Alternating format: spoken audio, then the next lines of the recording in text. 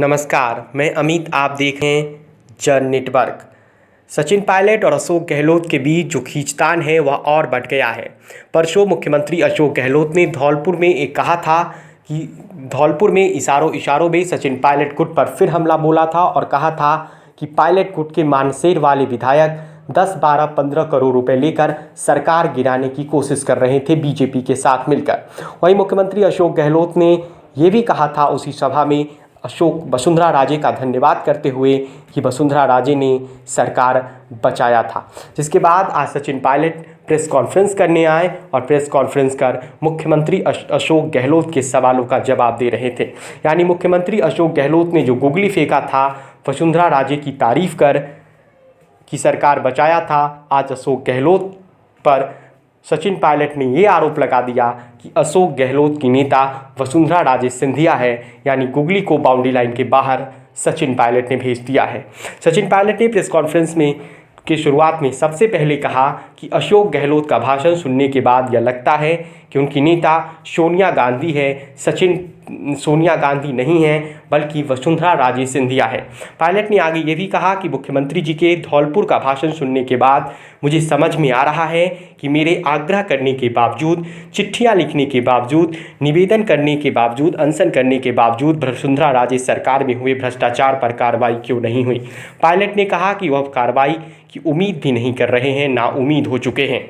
साथ ही साथ सचिन पायलट ने कि अपने ऊपर लग रहे पार्टी विरोधी काम यानी अनुशासन तोड़ने और गद्दारी करने पर भी कहा कि 25 सितंबर की रात विधायक दल की बैठक नहीं होने देना भी अनुशासन तोड़ने जैसा था और सोनिया गांधी के साथ गद्दारी की गई थी। साथ ही सचिन पायलट ने कहा कि जनसंघर्ष पदयात्रा की शुरुआत 11 मई से अजमेर से करूंगा। अजमेर सचिन पायलट का पुराना इलाका रहा है और यहां से सचिन पायलट लोकसभा के सांसद भी रह चुके हैं। जो 5 दिनों तक यात्रा चलेगी, इस यात्रा के दौरान सचिन पायलट करीब 125 किलोमीटर का पद यात्रा करेंगे और इस यात्रा के बाद वह जयपुर में इस यात्रा का समापन करेंगे। सचिन पायलट ने के विधायकों के ऊपर लग रहे पैसे के आरोप पर सचिन पायलट ने कहा, मेरे साथ कौन नेता गए जो 1980 से विधायक हैं, जिन्होंने 100 करोड़ की ज़मीन दान में की, 35 करोड़ का हॉस्टल बनवाया।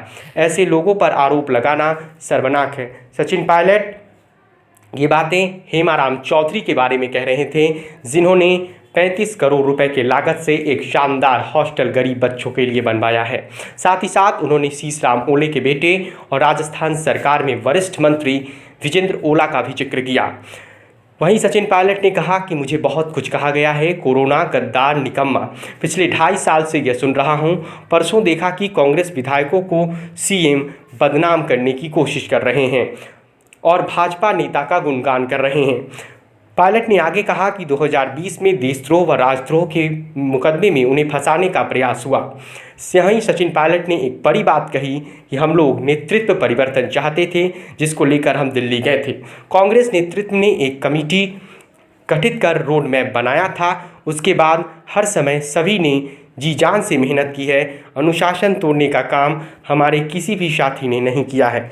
यानी सचिन पायलट ने मुख्यमंत्री अशोक गहलोत के खिलाफ एक नई अदावत फिर शुरू कर दी है। वहीं सबसे दिलचस्प ये रहा कि राहुल गांधी आज राजस्थान में ही थे।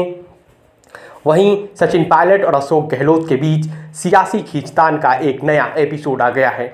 अब देखना ये दिलचस्प है कि कांग्रेस आलाकमान इस मुद्दे पर क्या कार्रवाई करता है। वहीं सचिन पायलट जब आज मीडिया से रूबरू हो रहे थे तब सचिन पायलट ने कहा, बेहद सधे हुए शब्दों में उन्होंने कर्नाटक विधानसभा चुनाव में पार्टी के जीत का भरोसा जताया। यानी प्रेस कॉन्फ्रेंस की शुरुआत उन्होंने कर्नाटक से चुनाव प्रचार के साथ साथ मुख्य खड़गे जी पर हत्या के आरोप के जो कांग्रेस ने वीडियो ऑडियो क्लिप चलाया था उसका जिक्र भी किया और भाजपा पर हमला बोला। यानी सचिन पायलट ने ये दिखाने की कोशिश की है कि उन पर जो पार्टी विरोधी गतिविधि करने का काम होता है उससे भी वो बचते नजर आए। लेकिन अशोक गहलोत के खिलाफ एक अदावत की शुरुआत कर दी है। अब कांग्रेस आलाकमान को तय करना है कि एक म्यान में 2 तलवारें तो रह नहीं सकती।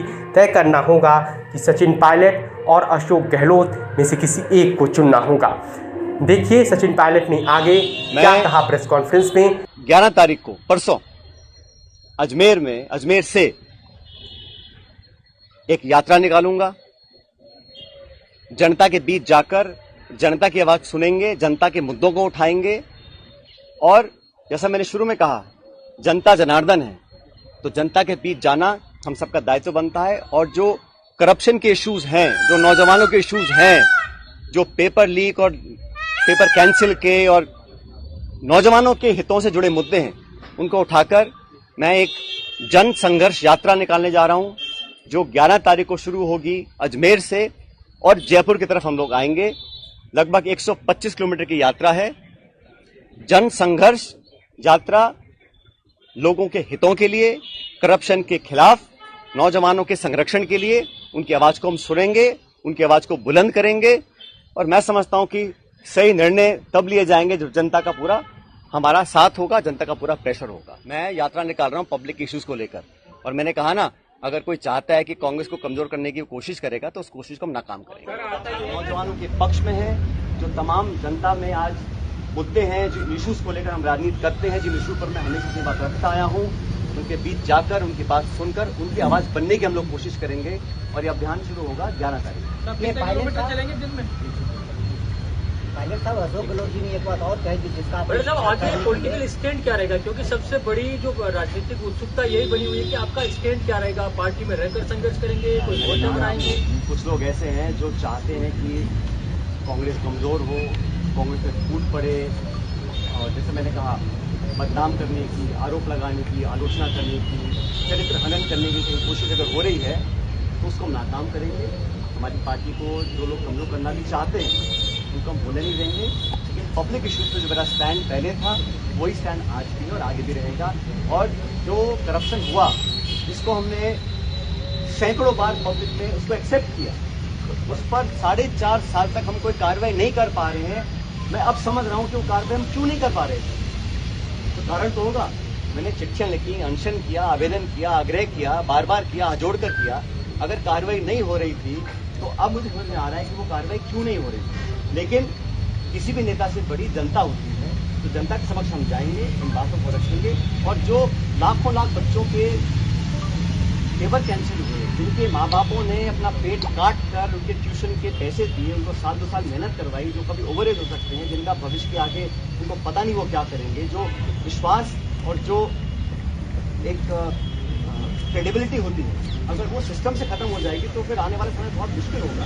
इन तमाम बातों को लेकर मैं जनता के बीच में जाऊंगा और लगातार पैदल यात्रा करेंगे अजमेर से 11 तारीख। सर, क्या समझ में आया कार्रवाई क्यों नहीं हो रही है, क्यों नहीं